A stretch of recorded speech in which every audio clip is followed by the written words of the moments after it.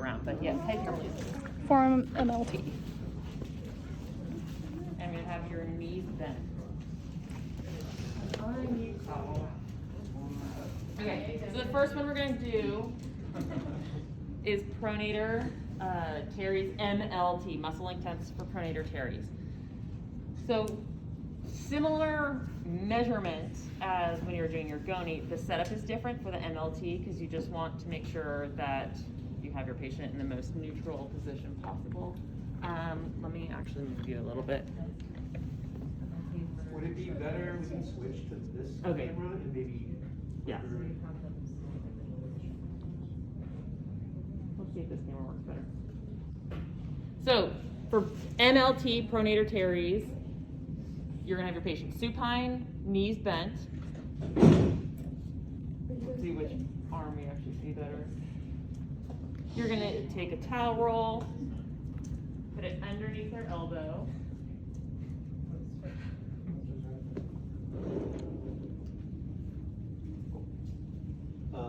Do you want her to flip her? Would that be better? Let's see. How's that so far? Okay. And what does the Pronator Teres do?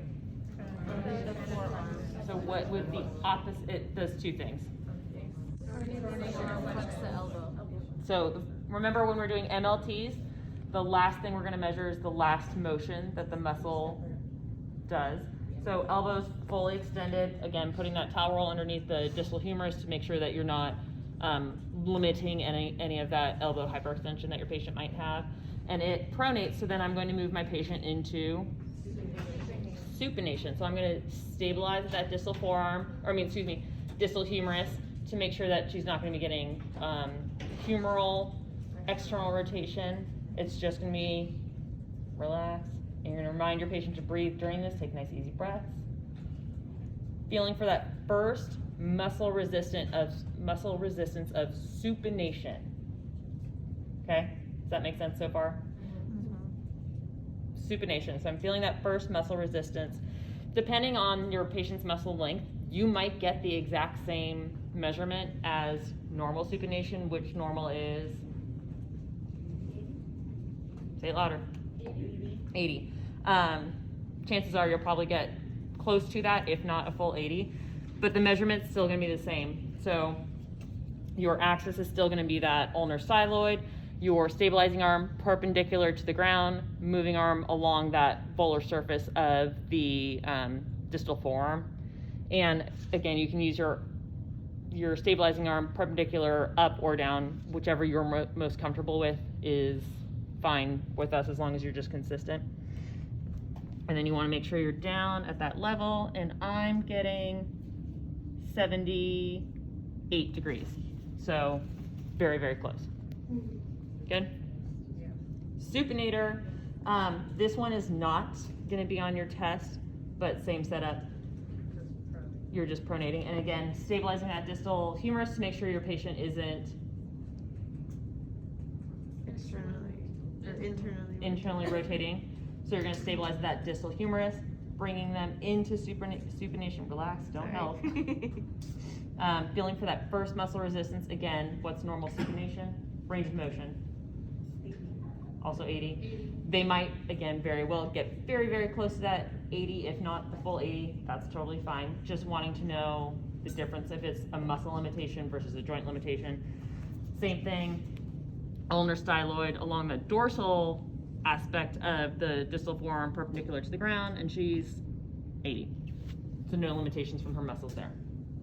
Good on Pronator Teres, which is fair game for the practical. Supinator, we will not ask on the practical, but still need that knowledge for written and or exit or licensing. Good? All right, I'm gonna have you sit up now. Okay. What's next on the list? Flexor, Carpi, Radialis. Flexor, Carpi, Radialis. Longus and Brevis are we're gonna show you them as a group together. There are different ways to test Longus versus Brevis. I need you, sorry, this way, like this, thank you. and then you might want to move it there. For the practical purposes, we're not going to ask you to differentiate between longus and brevis, but there are potential differences, and I'll explain that in a little bit. So same thing, you want the elbow extended because they can help what the elbow? I'm extending the elbow because your flexor, carpi, radialis, ECR, or extensor, excuse me, ECRL and ECRB can what? They extend and radially deviate. Yeah, so what do ECRB and ECRL do? Extend and radially deviate. Right, so they extend the wrist and radially deviate. So I want to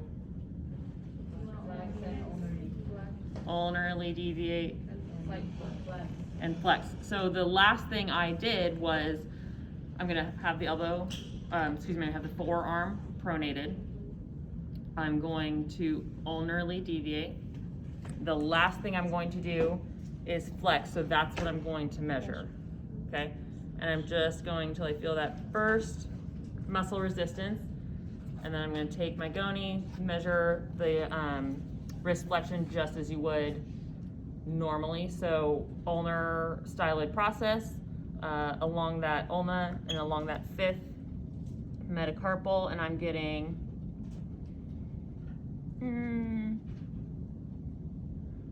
62 degrees of wrist flexion. Okay, so then that's ECRB and ECRL together. In your text or on the videos, they talk about once you get to this max wrist flexion, they go even further into flexing your first MCP for longus, and then you would measure the MCP flexion, and then your second MCP for brevis. We will not test you on that. That's just because of where the fascial attachments are into those metacarpals, but you always want to walk your hands down if you're moving multiple joints, where you would pronate, then you would move your hand down to stabilize, you would ulnarly deviate, and then flex, and then you would walk that hand down for stabilization, and then you would flex that first MCP for longus, take that measurement, second MCP for brevis, and then you can use, I would use the smaller goni. I didn't bring that one up with me, but you can just measure along the side, or the dorsal aspect for those. Is this one you want? Yeah. Actually, it'd be the bendy one, but so everyone see that kind of a little bit. We will not ask you for longus versus brevis. We're just asking for the combination one, ECRB, ECRL together. Okay. So then, also in this position, elbow extended, forearm pronated, you can do the MLT for your extensor, carpi, ulnaris. What would the difference be? So I would, again, start proximal, work your way distal, pronate, make sure they're stabilized, and I'm stabilizing the distal humerus to make sure I'm not internally rotating as I'm pronating the forearm. So I've got her locked in that position. I can walk my arm down. I can then stabilize with that arm I've walked down, have a free hand to radially deviate, and then put her into wrist flexion. I'm going to measure that wrist flexion when I feel that first muscle resistance. Taking your goni, lining up, measuring, and I get 52 degrees of wrist flexion. If you tell me you have 52 degrees of radial deviation, I know that you are not measuring the correct thing. Good on extensors. I don't know. We have some significant abnormalities in this class. Someone could have 52. That's very true. I mean, you all are just so unique and wonderful. Unique and wonderful. That's Mom always.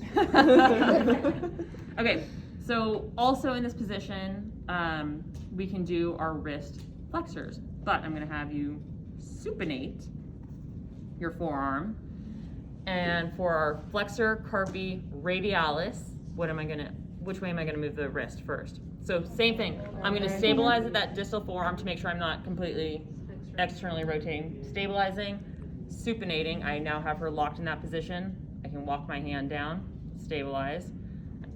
If I'm measuring flexor carpi radialis, which way am I gonna deviate? I'm gonna ulnarly deviate and then bring her into that wrist extension, that first muscle resistance.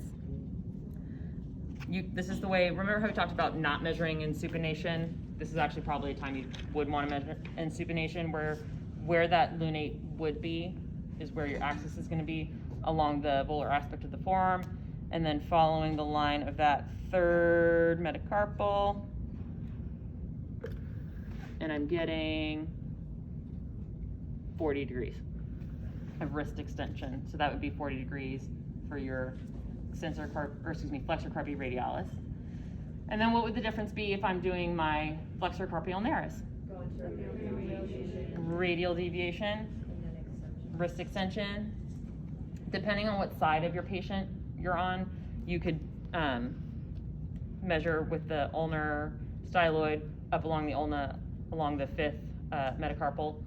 That's probably going to be easiest, but I would be blocking all of you. So you can also do the volar, measuring wrist extension. I'm getting 49 degrees of wrist extension.